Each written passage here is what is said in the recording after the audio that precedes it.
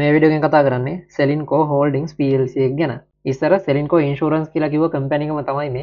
ඔයාලා දන්නවා කම්පැනි එක මොකක්ද කියන එක මෙන්න මෙතන මේ තියෙන logo එක දැක්කට පස්සේ. ඉන්ෂුරන්ස් සෙක්ටර් එකේ යටතේ තියෙන life සහ general insurance කියන segments දෙකේම සේවා සපයන ආයතනයක් තමයි මේ Selinco Holdings PLC කියන්නේ. ඉතින් මේ කම්පැනි එකේ 2024 අවුරුද්දේ financial performance කොයි විදිහටද වෙලා තියෙන්නේ කියන එක තමයි මේ වීඩියෝ එකෙන් කතා කරන්න හදන්නේ. මුලින්ම මතක් කරනවා මේ වීඩියෝ එකේ මම කතා කරන කිසිම දෙයක් financial advice එකක් හෝ buy or sell recommendation එකක් නෙවෙයි. මේ channel එකේ අරමුණ වෙන්නේ CSE එකේ මේ companies වල නිකුත් වෙන reports හැම එකක්ම අරගෙන බලන්න time නැති අයට සහ මේ reports වල තියෙන දේවල් එකපාරක් කියවලා තේරුම් ගන්න ටිකක් අපහසු අයට මේ වගේ තියෙන වැදගත්ම කාරණා ටික අරගෙන ඒවා සරල කරලා කෙටියෙන් කතා කරන එක. මේ වීඩියෝ වල කතා කරන දේවල් සැලකිල්ලට අරගෙන ඔයාලට ඔයාලගේම ඇනලයිස් කරලා මේ companies ඔයාලගේ portfolio එකට add කරගන්නවද නැද්ද කියන decision එක ගන්න පුළුවන්. එහෙනම් වීඩියෝ එකට like එකක් දාන්න, YouTube channel එකත් subscribe කරලා තියාගන්න. අපි යමු වීඩියෝ එකට. මම මේ විදිහට අරගෙන තියෙනවා 2024 දෙසැම්බර් 31 වෙනිදා ඉන්න අවසන් වෙන ෆයිනෑන්ෂියල් ඉයර් එකට අදාළව මේ විදිහට නිකුත් වෙලා තියෙන ලේටස්ට්ම ඉන්ටරිම් ෆයිනෑන්ෂියල් ස්ටේට්මන්ට් එක. මේකේ මුලින්ම අපිට දීලා තියෙනවා ස්ටේට්මන්ට් ඔෆ් ෆයිනෑන්ෂියල් පොසිෂන් එහෙම නැත්නම් බැලන්ස් ෂීට් එක. මේක බැලුවොත් ටෝටල් ඇසට්ස් ප්‍රමාණය කම්පැනි එකේ මුළු වත්කම් ප්‍රමාණය සඳහන් වෙනවා බිලියන 332ක් විදිහට. ඉතින් ඒක කලින් අවුරුද්දට සාපේක්ෂව වර්ධනයක් කරගෙන තියෙනවා. ඊළඟට බලුවොත් ටෝටල් ඉක්විටි එහෙම නැත්නම් මුළු ප්‍රාග්ධන ප්‍රමාණය කම්පැනි එකේ ඒකත් බිලියන 100ක් විදිහට දක්වනවා. ඉතින් ඒකත් කලින් අවුරුද්දට සාපේක්ෂව වර්ධනයක් කරගෙන තියෙනවා. total liabilities එහෙම නැත්නම් මුළු වගකීම් ප්‍රමාණය කම්පැනි එකේ බැලුවොත් රුපියල් බිලියන 231ක් විදිහට තමයි දක්වන්නේ. ඒකත් කලින් අවුරුද්දට සාපේක්ෂව වර්ධනය කරගෙන තියෙනවා. ඊළඟට දීලා තියෙනවා ඉන්කම් ස්ටේට්මන්ට් එක. ඉතින් මුලින්ම මෙයාලා දීලා තියෙන්නේ සමස්ත අවුරුද්දටම අදාළ වෙන ඉන්කම් ස්ටේට්මන්ට් එක. මුලින්ම අපි බැලුවොත් gross written premium එක එහෙම නැත්නම් ඉන්ෂුරන්ස් ලබාගෙන තියෙන අය ගෙවන වාරික වලින් මෙයාලා ලැබුණු ආදායම ඒක බිලියන 67ක් විදිහට දක්වනවා 2024 සමස්ත අවුරුද්දට අදාළව. ඒක කලින් අවුරුද්දට සාපේක්ෂව 105ක වර්ධනයක් කියන එක සඳහන් කරලා තියෙනවා.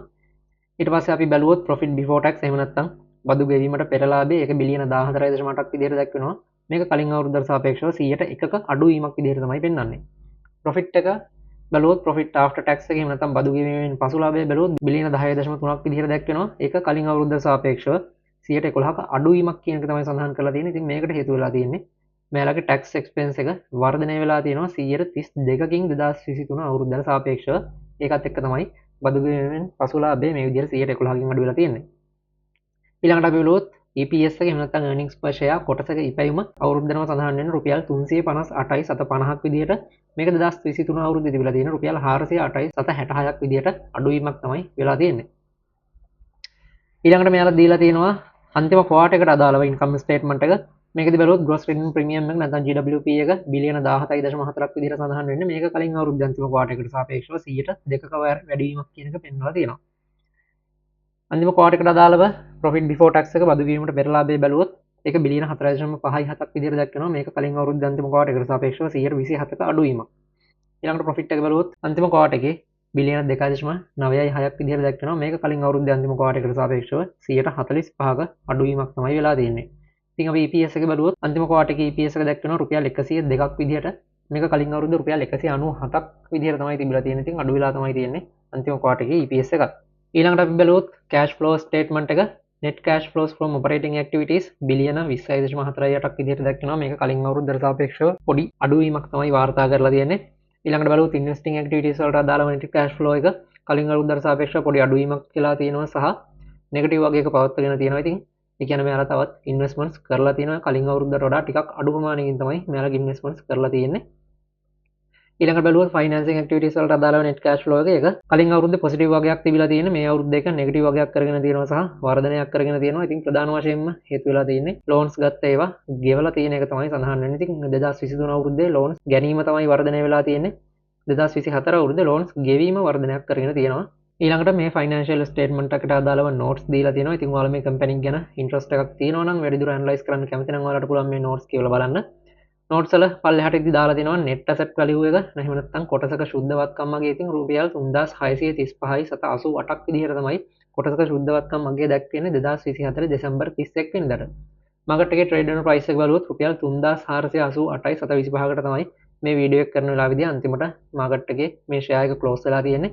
ඉතින් net asset value එකට වඩා අඩු මිලකට තමයි market එකේ trade වෙන්නේ. මේ ගැන අපි වැඩිදුර කතා කරමු මේ වීඩියෝ එකේ ratios ගැන කතා කරන කොටසදී. ඊළඟට අපිට දීලා තියෙනවා shareholder list එක. ඉතින් Selenco Holdings එකේ 26.3.2ක හිමිකාරීත්වයක් තියාගෙන ඉන්නේ Global Rubber Industries Private Limited කියන කම්පැනි එක. ඉතින් මෙයාලා යටතේ තමයි මේ කම්පැනි එකේ පරිපාලන කටයුතු සිද්ධ වෙන්නේ. හොඳයි ඊළඟට අපි බලමු 2024 අවුරුද්දට අදාළව Selenco Holdings එකේ ප්‍රධාන financial ratios වෙනස් වෙලා තියෙන්නේ කොහොමද කියන එක සහ අවුරුදු 5ක summary එක.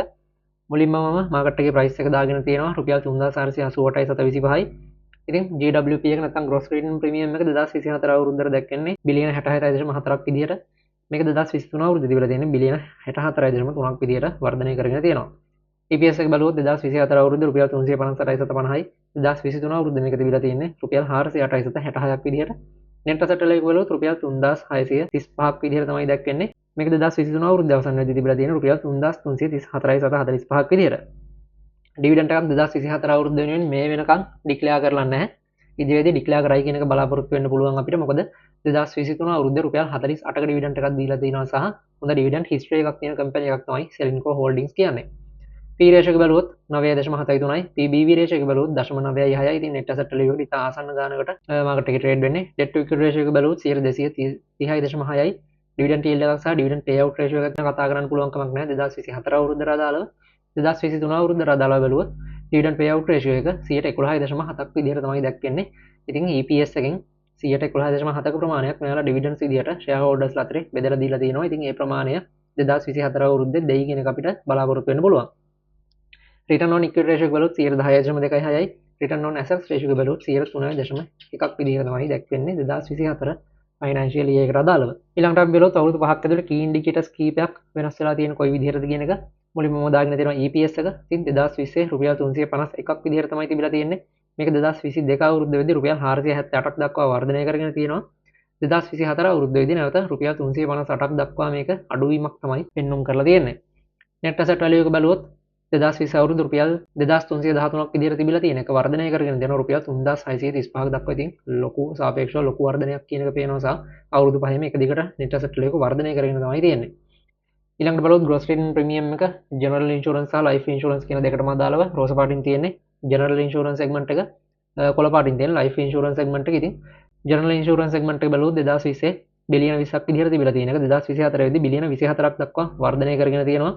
life insurance බලුවොත් 2020 අවුරුද්දේ බිලියන 22ක් විදිහට තිබ්බ එක 2024 අවුරුද්දේදී බිලියන 37ක් දක්වා වර්ධනයක් කරගෙන තියෙනවා. ඉතින් අවුරුදු 5කම එක දිගට වර්ධනය කරගෙන ඇවිල්ලා තියෙන එක තියෙනවා කියන එක පේනවා. ඊට පස්සේ බලුවොත් insurance contract liability එක general insurance එකට අදාළව බිලියන 13ක් තමයි තිබිලා තියෙන 2020 අවුරුද්දේ. ඒක 2024 අවුරුද්දේදී බිලියන 17ක් දක්වා වර්ධනයක් කරගෙන තියෙනවා. ඊළඟට life insurance වලට අදාළව බලුවොත් 2020 අවුරුද්දේ බිලියන 105ක් තමයි තිබිලා තියෙන්නේ. ඒක 2024 අවුරුද්දේදී බිලියන 180ක් දක්වා වර්ධනය කරගෙන තියෙනවා. ඉතින් ලොකු ප්‍රමාණයක වර්ධනයක් කරගෙන තියෙනවා සහ අවුරුදු 5ෙම එක දිගට වර්ධනය කරගෙන තියෙන බව පේනවා මේ chart එකෙන්. හොඳයි ඉතින් මේ කාරණා ටික තමයි Selenco Holdings එකට අදාළව මේ report එකත් එක්ක මට කතා කරන්න තියෙන්නේ.